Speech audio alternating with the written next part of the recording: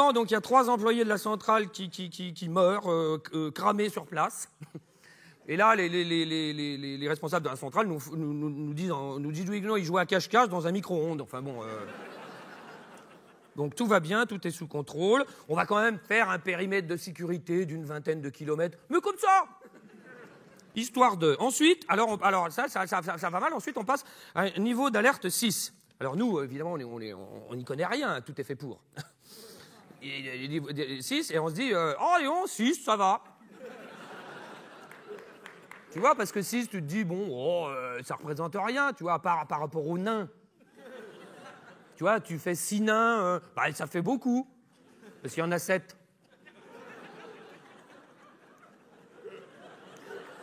Mais, par exemple, par rapport aux 40 voleurs, 6, tu te dis, c'est pas beaucoup. Tu vois, c'est juste un ministère.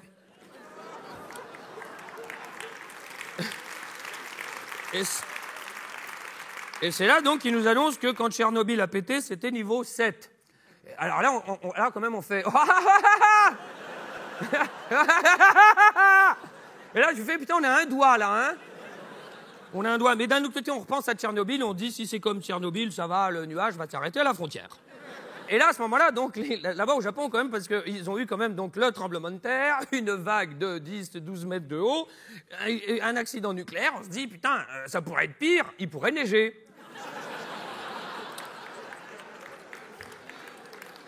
Hein? Et comme c'est un pays développé, eh bien, il neige. Alors, on apprend tout de suite que le nœud du problème, donc, c'est qu'il y a un trou dans la piscine.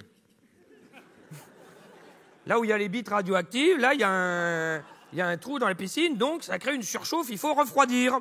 Et là, on se dit, tiens, c'est bizarre, il y a un trou dans la piscine. Ben alors, c'est l'eau qui a fait un trou en rentrant dans la piscine.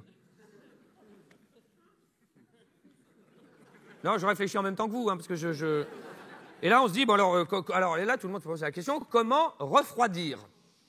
Et là, les mecs font, eh oui. Bonne question. Hein, alors les mecs, on leur dit, alors comment vous allez faire? Et là, les mecs font, eh oui. Voilà, et ben on va faire prier l'empereur. 22 ans qu'il n'avait pas prié, l'empereur. Là, à ce moment-là, moi, j'ai eu un peu comme ça, je me suis dit, oui, il se passe un truc, là. Tu vois, là, après Nagasaki, Hiroshima, enfin... tu vois, d'ailleurs, j'ai jamais compris pourquoi les Japonais avaient fait des centrales nucléaires. Des masos. Voilà, enfin, ils pourront faire un musée pour celle-là aussi. Oui, ça va, hein... Ok. Alors, sinon, alors après, bon, à ce moment-là, on est là, il faut toujours refroidir. Alors, les mecs, on leur fait, bon, ça se voit, vous avez rien prévu. Et là, les mecs, si. Si, le problème, c'est que, on peut pas approcher du réacteur, c'est trop dangereux. C'est-à-dire que les mecs ont construit la centrale d'eau à la mer, et avec un foulard sur les yeux. Et c'est qu'à la fin où ils ont enlevé le foulard, et là, les mecs ont dit, c'est une centrale nucléaire.